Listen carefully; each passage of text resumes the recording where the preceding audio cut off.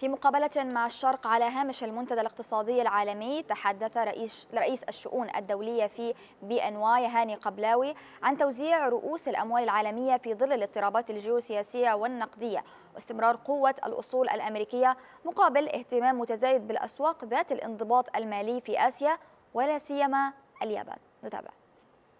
At BNY, we have $58 trillion of assets under custody and administration. We anonymize and aggregate that data, and so we have real insights on a fairly real-time basis on what's going on. And I'd say a couple of things. First of all, the U.S. government Treasury holdings are still very strong. Of total fixed income holdings, it's still at about 72% of our base of holdings. That's only down from about 74% last year before April. So it's still a very strongly held asset for reserve management purposes. And then on the equity side, 64% of all equity holdings are US. It has been in 2025 quite narrow. So it's narrowly held in certain sectors, a lot of inflow into tech stocks very specifically. As we look to 2026, I think we are monitoring closely certain markets that have good fiscal responsibility and effectively surpluses. So Japan, Taiwan, Korea, Singapore, all currencies that currently seem to be strongly held. Not yet Europe, not yet the UK. Not yet Chinese government bonds, but it's the surplus currencies that seem to be doing quite well. And I think on the equity side, we're watching closely kind of rotations potentially out of certain tech stocks and into a broader equity landscape. You did mention Japan. Now, what happened yesterday with the Japanese bonds?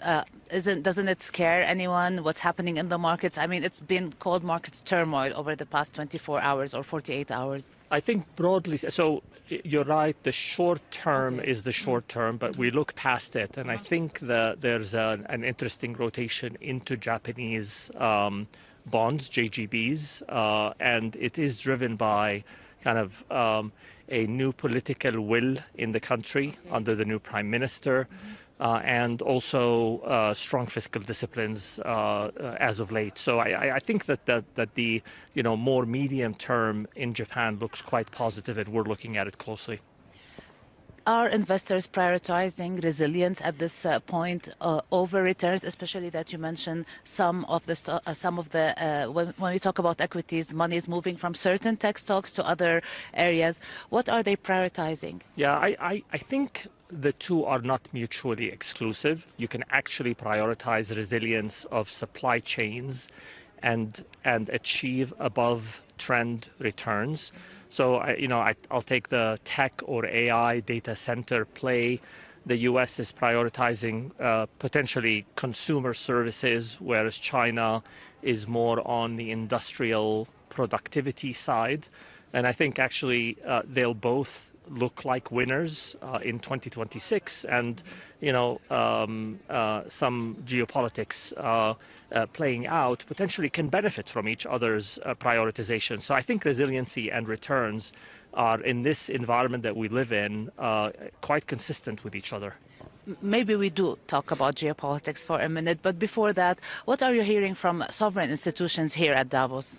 Yeah, so it's quite a focused business agenda beyond the asset allocation agenda that you and I are talking about here. So on the business agenda side, the AI conversation is a lot more about practical use cases of AI and where people are actually going from gaining operational efficiency to potentially driving better informed analytics and decision making.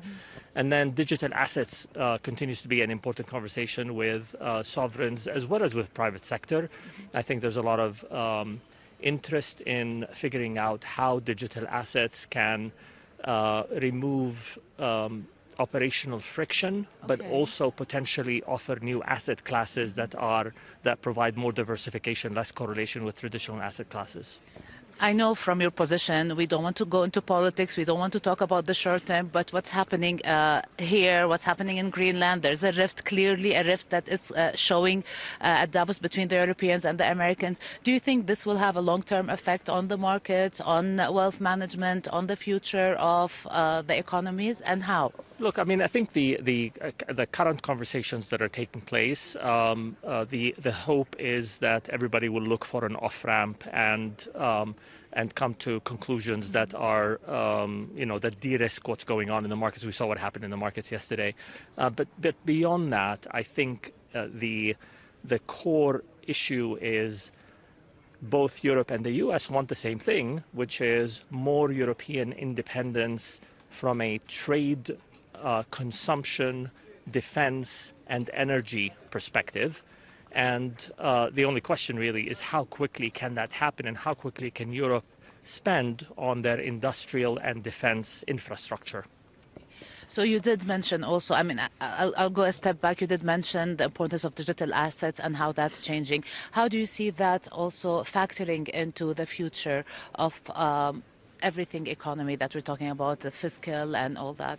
Yeah, I think digital assets is a game changer over time. But people have to be patient for that change to happen. It has to happen at a grassroots level. There will be more investors who are looking for digital asset diversification, and there will be more banks and market infrastructure firms looking to remove operational friction. Both of those use cases support the continued development and investment in digital assets, and that's what we're seeing. So it's potentially slower than what we all might have predicted this time last year, but there are real use cases that are sprouting up, and the role that we at BNY are playing is to try and connect all of those use cases together so that we're offering an alternative, digitally enabled financial ecosystem. So since we're coming from the GCC area, we represent that the Middle East area, do you see anything interesting there when it comes to investments? Well, a lot of things that are interesting. I think that the Gulf region, especially with their vision programs and the diversification play away from petrodollars, is well underway. I think project finance specifically is a real interesting area that is developing in both the UAE and in Saudi Arabia. The legal structures and the systems supporting them, the government enterprises that are helping de-risk some of those projects and the financing of those projects is all a really exciting area of financial infrastructure development. And I think we'll be talking about this well into the future.